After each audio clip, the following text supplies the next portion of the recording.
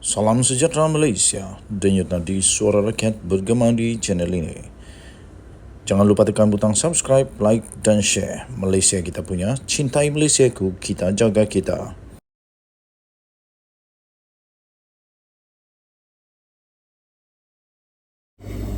Salam sejahtera Malaysia. Satu lagi berita menakutkan, mengejutkan. Sanusi diumumkan mengenai dengan kes rasuah REE yang dinafikan tak ada. Sekarang sudah ada yang telah didedahkan, iaitu rasuah sebanyak 1 juta ringgit Malaysia, iaitu pegawai kanan kerajaan Kedah sendiri, kerajaan yang ditadbir oleh Sanusi sendiri. Kes rasuah REE, pegawai kanan kerajaan Kedah minta rasuah 1 juta ringgit Malaysia, ditahan. Nampaknya lama kelamaan harap-harap tak disebutlah nama Sanusi. Kita yakin jala tak ada ya. Kita doakan yang baik-baik. Seorang pegawai kanan kerajaan negeri telah ditahan oleh Suruhanjaya Pencegahan Rasuah Malaysia SPRM bagi membantu siasatan berhubung satu kes rasuah dan salah guna kuasa dalam perlombongan unsur nadir bumi atau REE di Kedah. Lelaki yang sudah berusia lingkungan 50-an itu ditahan pada kira-kira jam 8 malam tadi di pejabat SPRM Alostar dekat sini kerana disyaki telah meminta rasuah, wang rasuah sebanyak kira-kira ringgit Malaysia 1 juta ringgit daripada seorang pemilik syarikat. Sumber berkata suspek yang dibawa ke mahkamah magistrat itu, iaitu mahkamah magistrat di Alostar, kemudiannya ditahan reman selama 3 hari sehingga pada hari Rabu untuk siasatan lanjut.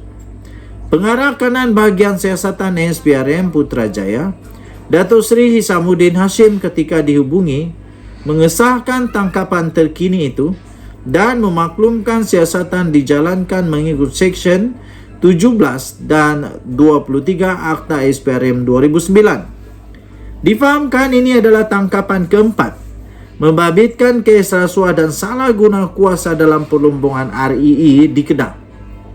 Pada Rabu yang lalu, SPRM dilaporkan telah menahan Ketua Pegawai Eksekutif CEO Perbadanan Menteri Besar MBI Kedah dan seorang pengarah wanita, sebuah syarikat untuk siasatan kes yang sama yang membabitkan nilai rasuah sebanyak lebih 13 juta ringgit Malaysia.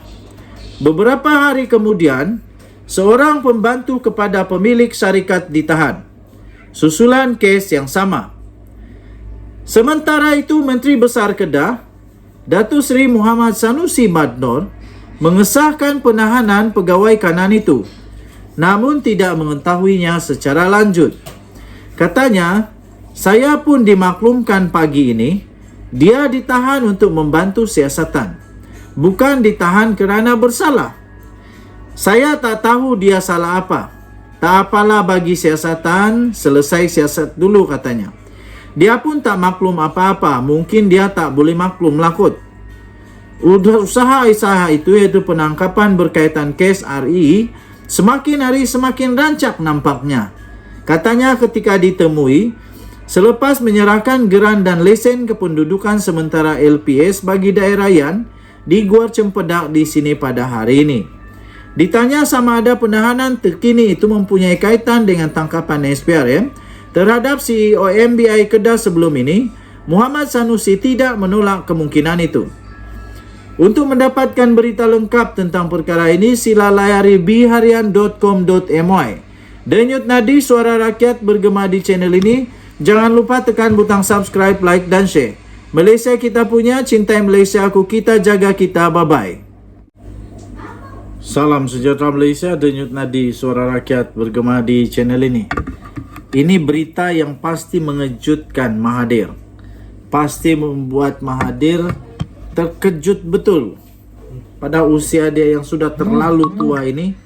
Harap-harap dia lah tak terkejut sangat sampai sakit dada lah. Jangan sampai sakit dada pula.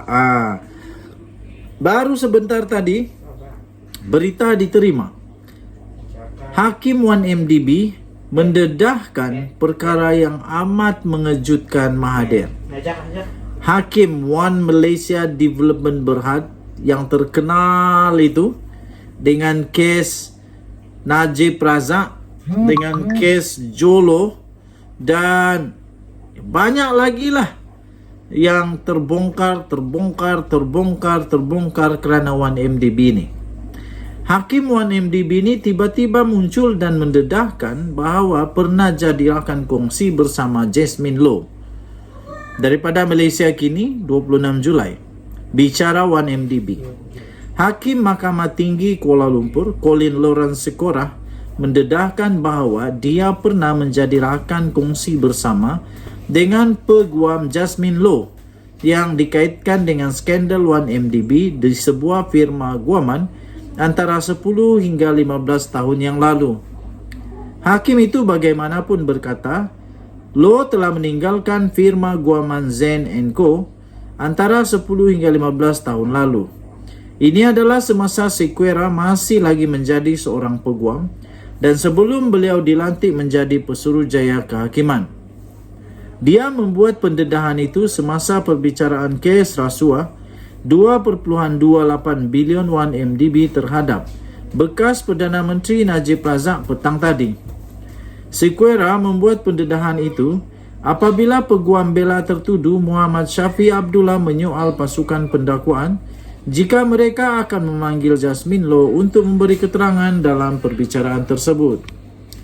Timbalan Pendakwa Raya Ahmad Akram Garib memaklumkan mahkamah bahawa Jabatan Peguam Negara AGC belum melihat sebarang kenyataan yang dirakam oleh pihak berkuasa Malaysia daripadanya dan tidak mempunyai sebarang arahan jika dia akan menjadi saksi pendakwaan dalam perbicaraan 1MDB sekarang. Memandangkan isu Jasmine Low dibangkitkan adalah wajar pada ketika ini, saya mendedahkan bahawa individu yang sama itu dan saya sendiri adalah rakan kongsi dalam firma guaman ketika saya menjadi peguam. Firma itu adalah Zen & Co. Sebuah firma bersaiz sederhana. Ia sudah bertahun-tahun dahulu. Sekitar 10 hingga 15 tahun yang lalu. Saya tak ingat. Dia telah meninggalkan firma guaman itu, kata Sequeira. Adalah menjadi amalan undang-undang standard bagi hakim bicara untuk mendedahkan perkara seperti ini demi kepentingan ketelusan dalam pentadbiran keadilan, katanya. Selepas pendedahan Sequeira, perbicaraan disambung semula dengan Syafi menyambung pemeriksaan balasnya terhadap saksi pendakwaan ke-44 Kevin Michael Swampilai, seorang bekas jurubank dengan BSI Bank Cawangan Singapura yang tidak lagi beroperasi. Pada 12 Julai yang lalu, Menteri Dalam Negeri Saifuddin Nasution Ismail mendedahkan dalam sidang akbar bahawa Low menyerah diri kepada pihak berkuasa Malaysia selepas berada di luar negara selama bertahun-tahun. Sehari kemudian melalui peguamnya dari firma guaman Amerbon, bekas eksekutif 1MDB yang baru ditangkap itu berkata bahawa dia mahu membantu pihak berkuasa dalam mempercepatkan usaha pemulihan aset berkaitan skandal berkenaan. Untuk mendapatkan berita lengkap tentang perkara ini, anda boleh layari malaysiakini.com. Bertarikh 26 Julai 2023, diterbitkan pada jam 3.29 petang, bertajuk Hakim 1MDB dedah pernah jadi rakan kongsi bersama Jasmine Low. Kita jumpa lagi. Selamat petang Malaysia. Bye-bye.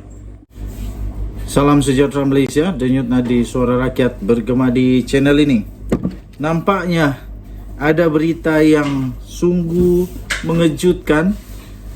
Mahathir masih belum berputus asa. Rupanya. Proklamasi Melayu cuba selit 17 nama untuk bertanding PRN atas tiket PN. Wow. Yang hairannya, Kenapa PN nak serahkan 17 tempat di atas orang yang tak ada parti, kan? Kalau saya tak bagilah. Pertama, kedua, sah kah boleh menang? Kalau dulu dah kalah teruk, takkan nak bagi peluang kedua. Bolehlah bagi peluang kedua, tapi kalau kalah, sia-sia 17 kerusi. Malam ini akan berlangsung majlis pengumuman calon-calon PN yang akan bertanding di Selangor. Majlis akan berlangsung di Taman Medan dan akan dihadiri oleh pemimpin utama parti-parti yang bergabung dalam PN. Ini adalah majlis pengumuman calon yang pertama diadakan oleh PN dan bagi setiap negeri lain yang juga berlangsungnya PRN. Majlis berbeza akan diadakan di tempat masing-masing pada waktu lain selepas ini. Dengan pengumuman calon malam ini, maka berakhirlah teka-teki siapa yang bertanding, siapa yang tercicir dan siapa yang terkeluar daripada senarai dalam usaha PN menawan negeri Selangor. Apa yang menarik dalam hal ini, sehari sebelum majlis di Selangor itu berlangsung, iaitu semalam seorang pemimpin kanan PN difahamkan telah didatangi oleh seorang utusan proklamasi Melayu yang diterajui oleh Tun Mahathir. Dalam perjumpaan tersebut, utusan proklamasi Melayu itu difahamkan telah menyampaikan senarai 17 nama kepada pemimpin kanan PN untuk diselit dan dimasukkan sebagai calon bagi sama-sama mewakili gabungan blok pembangkang dalam PRN di 6 negeri yang akan berlangsung nanti.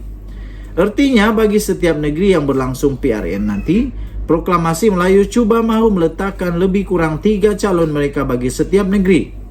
Difahamkan lagi bahawa disebut oleh utusan proklamasi Melayu itu bahawa senarai 17 nama itu ialah calon-calon yang dipilih dan telah dipersetujui sendiri oleh Tun Mahathir. Pemimpin kanan PN yang ditemui utusan proklamasi itu bagaimanapun dikatakan tidak memberi sebarang komitmen atas perkara tersebut.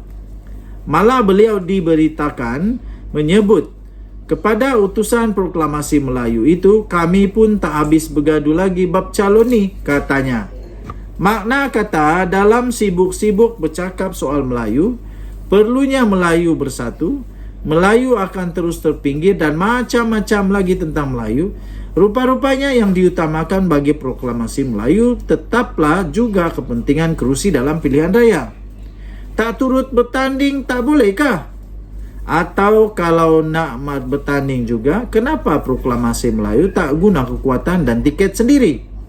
Mengapa mesti mahu menumpang kekuatan PN? Agak-agaknya apa jadi selepas ini jika tiada satu pun daripada 17 nama itu diterima oleh Perikatan Nasional? Ditulis oleh Sahbuddin Hussein, 26 Julai 2023, diterbitkan di sahbuddin.com.net. Denyut nadi suara rakyat bergema di channel ini. Jangan lupa tekan butang subscribe, like dan share. Malaysia kita punya. Cintai Malaysia, aku kita jaga kita. Bye-bye.